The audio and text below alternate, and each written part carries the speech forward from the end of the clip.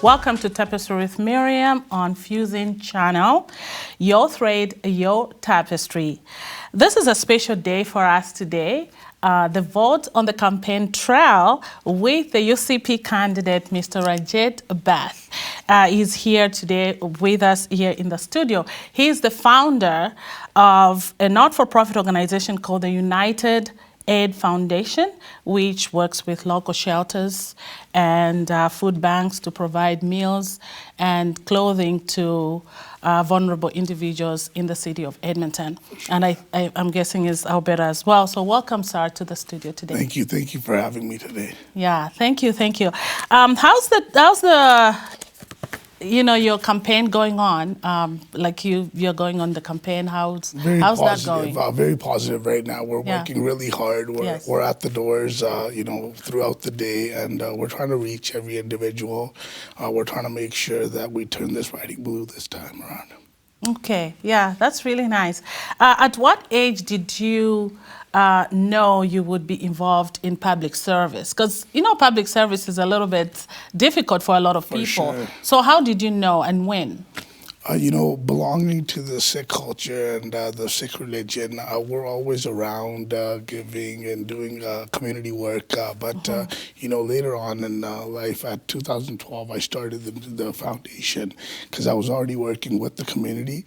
So when I started the foundation, I really wanted to make a difference, work hard, get in touch with the community, do a lot of community work from the ground up because I want to be connected to my community. And that was the main goal, to give back, things that I didn't have, things that I had to go through. I wanted to make sure that I was able to do things for others and really help out. Oh, that's really great. Were you born in Canada? No, I was about 5 years old when I came to Canada. Okay. About 5, 6 years old, yes. I came from India. I was adopted here. Yeah. And, it was an experience for me, but I received a lot of help, and it was a lot of ups and downs. But, we're here today, and we're making sure that we make this place a better place in Edmonton Ellerslie and go forward. Oh, that's really great.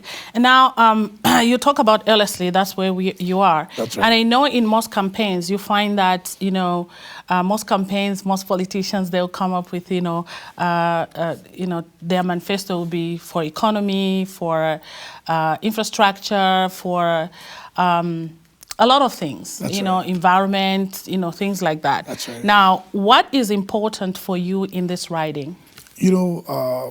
At the times like this, especially after COVID, we're challenged with a lot of affordability issues, jobs, safety is a big issue in my community, in my riding, and these are some of the things that I'm trying to tackle.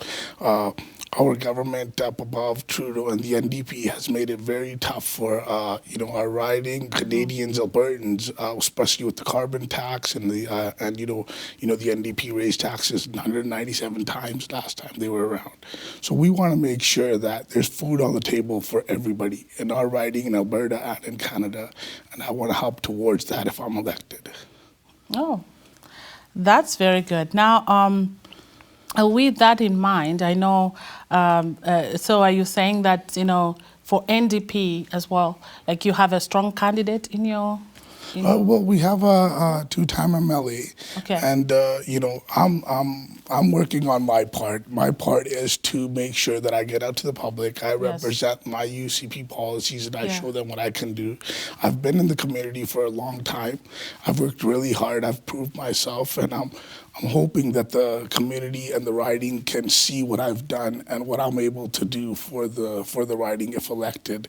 Looking at the other candidates' 8-year result, we're asking for a report card and we're not getting much back. So we want to make sure that if elected, we go on a different path, and we want to bring in strong policies that help the individuals in Ellerslie, succeed. We want to make this a better riding. It's got so much potential. And there's some things that we're lacking in that the candidate hasn't advocated for, as you guys know, in Ellerslie, and we want to make sure that we can be the voice for the people in Ellerslie. That's really great. And you also talked about affordability and, because obviously people have been going through a lot during the COVID situation, and even as we speak, people are going through a lot. what is the strategy around that affordability for the people? You know, our premier has put forward a great budget in 2023, and they're allocating so much of the budget towards healthcare, towards affordability, towards safety, towards policing. As you guys know, that they have just spent $600 million on the hospital in Ellerslie, that they're, that she's announced, and we've already done the footwork for it. NDP announced it without any planning, but Danielle Smith has came out and she's done her work on this, and we will be going forward with the hospital in Ellerslie for sure. Oh, that's really good. That's something I would like to discuss. I know it's a big question, so I'll say it myself. Yes, it's a big question. I share it at the doors all the time. Okay, all right. I've seen, and every time Danielle Smith comes out to speak, all these leaders from the party, they speak about the public safety for sure for the people in Alberta. And you know that there's been a lot of, for example, with transit as well. For sure. There's concern with the people on how, safely they can ride. That's right. And that. What is your plan for transit safety? My plan is to work with the party, and the party is committed. I think they put out 100 policemen out last month when Danielle Smith did her press conference. She's worked really hard in Calgary as well, doing the same thing, because we have had concerns. And the main concern is to make sure that these riders feel safe when they're on our LRT systems, right? Just not on the LRT. We want to make sure that everybody feels safe everywhere, right? Yes. But we want to make sure that our LRT system and our riders and commuters like me, my family, and other citizens in Ellerslie and all around feel safe when they go on these public transit. But my question for that as well, and I like your answer, but at the same time, it's like, how did this start? And why is it that the transit, all of a sudden, I rode the transit for a while, and it was safe. Where is this problem coming from? Do you know? I rode the transit in my earlier days as well, right? And I don't know what the stem root of this is, but, I can totally tell you that the government, Danielle Smith, and our party is committed to finding a solution. And finding a solution is putting 100 policemen towards that and doing other things, allocating money towards the LRT safety system so we can make sure that it's better. Right now, we have a problem, and our job is to solve that problem rather than, to take concern into other things. We want to make sure that the LRT system is safe, and I think the party is committed towards that. That's very good. The transit as well, while we're at that, is before when I just came to Edmonton, it was like maybe one line. That's right. That's right. Now we have maybe two, three lines, sure. I guess. Millwoods as well is starting there. And there's been some kind of improvement. For sure. Even though we still have problems with transportation. What is your plan in improving Edmonton's transportation system? I'm from BC. I'm born in BC. And there are the LRT system, the SkyTrain they call it, is going all over. It's touching every part. And I think now we need the LRT system to go to the airport, right? So it's accessible for more and more citizens in Alberta to get around easier. And I think they're going to be doing that. And that's going to be one of my goals, to make sure that we push that really hard. Wow, that's really great. I think that it's important for us to have a good transportation. I was in Toronto myself, and I know how transportation is very important to have every dot connected, 100%. And you have the blue line, the yellow line, the white line, everywhere. Especially right now when affordability is such a problem. Not everybody can afford the gas, the cars. It's hard. Yes. So LRT plays a big role in our lives, right? In a lot of our citizens' lives. Yeah. Now the big question that I've been waiting to ask you.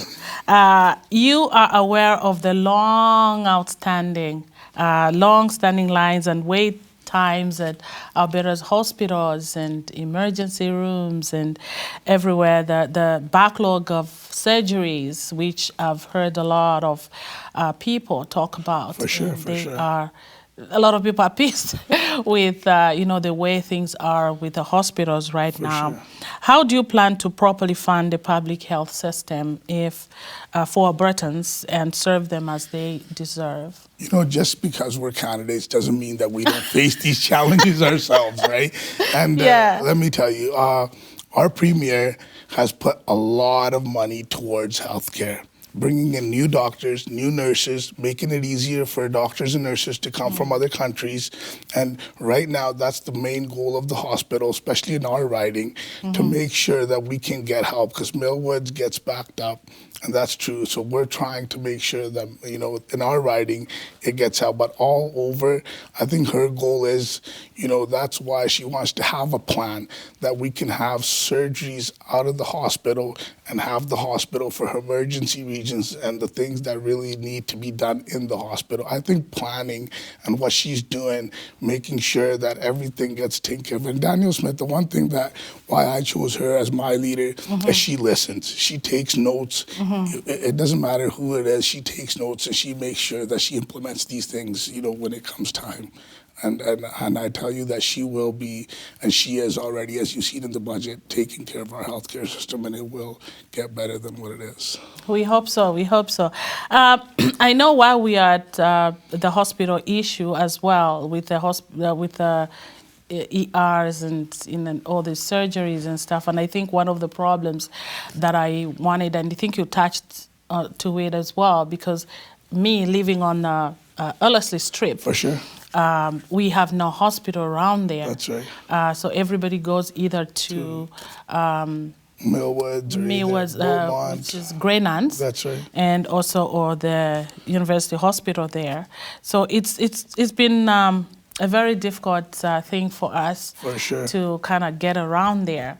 How do you propose or you evaluate a new proposal to build a public infrastructure like hospital, considering the urgency that we have right now? It's really important. I think healthcare, especially for our seniors, for all of our families, it's really, really important.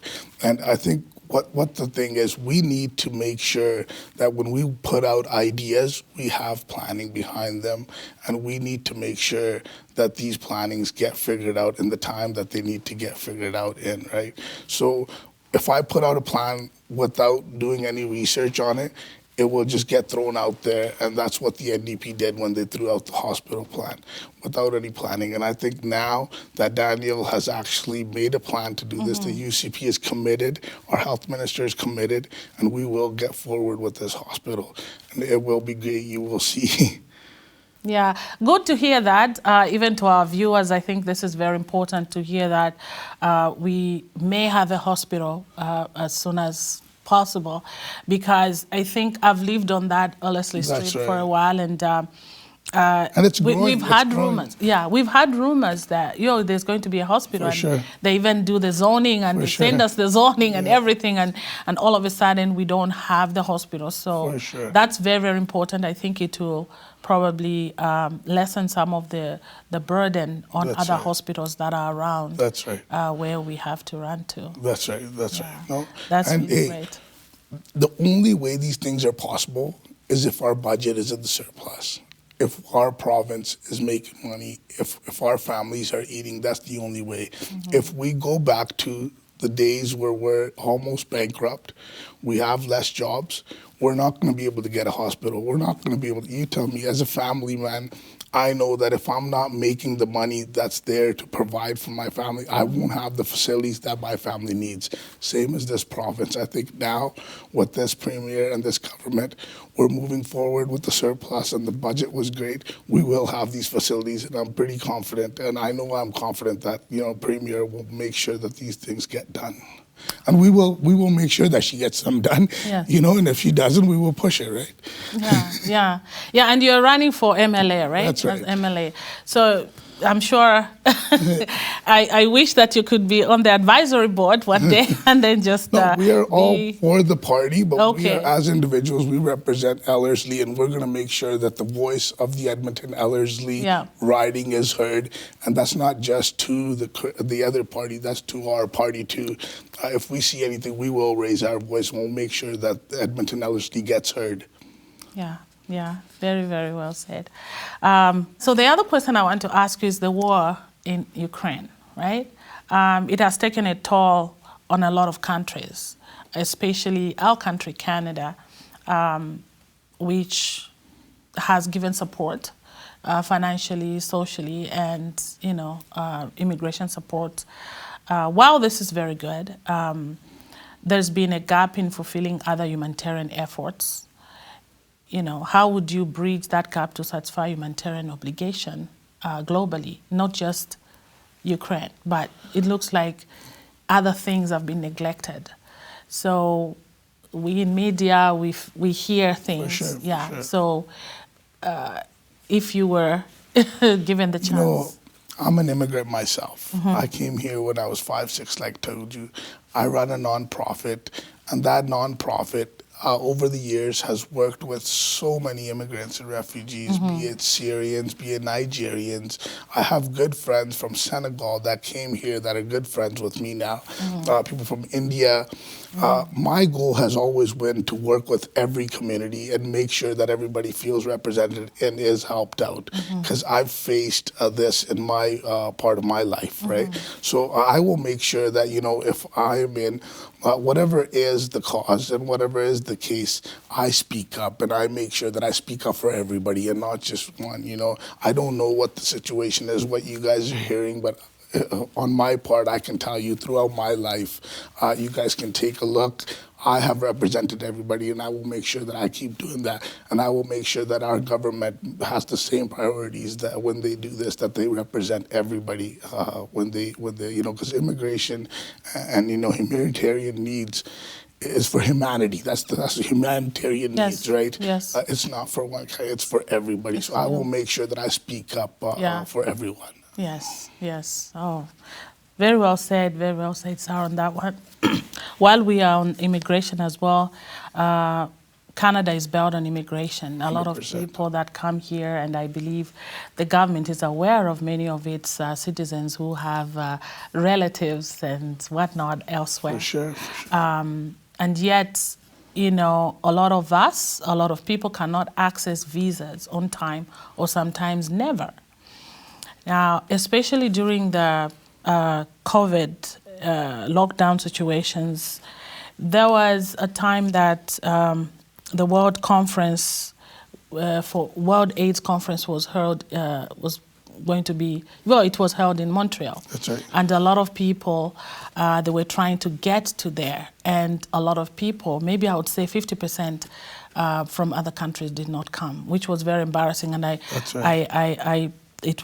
there was a time that Minister Trudeau had to actually come on and talk about it, because he had wanted the process to speed up. That's right. My question is, I know it's my question is, what would you do to improve this situation if you were chosen as Minister of Immigration or Tourism? Because these two go together. Just to touch on that, one thing is, if it's your government and you couldn't do something, the easiest way to come clean is to come speak about it, right? So I think that's what Mr. Trudeau did.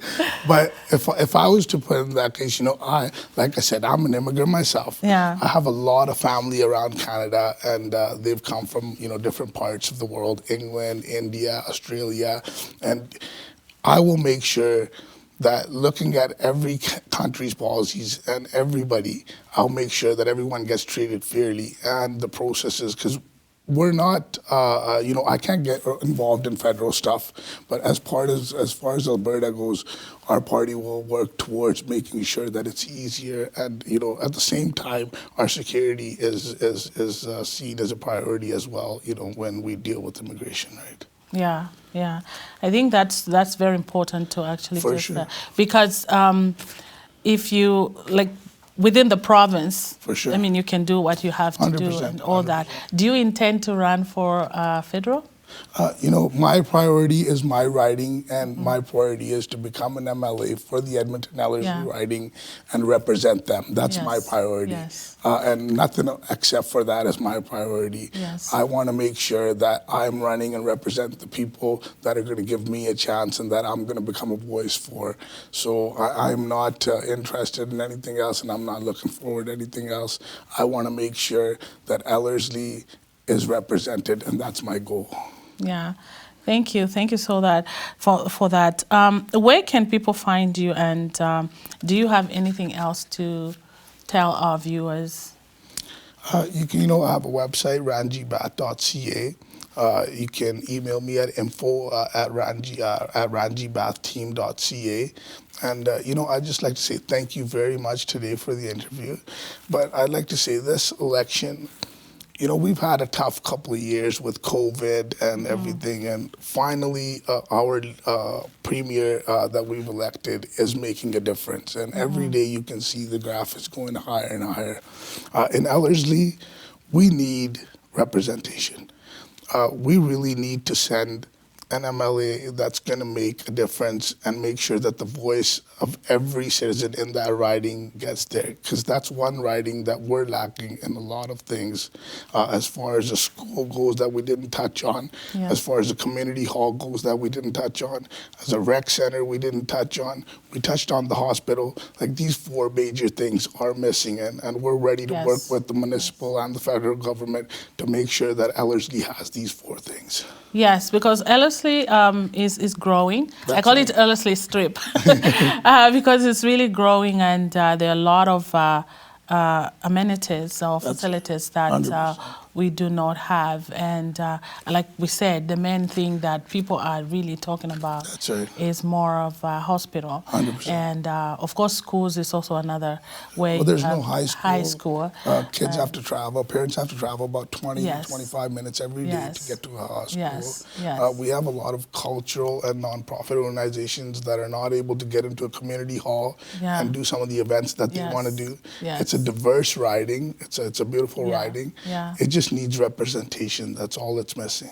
And we need people like yourself. Well, thank you very much. Yes. Thank you very much. Yes. Yeah. Thank you so much for coming. I know this was a short time, and I know you're a very busy man, running around to try to present us. Again, this has been very, very wonderful, and I wish you all the best in your campaign and eventually win.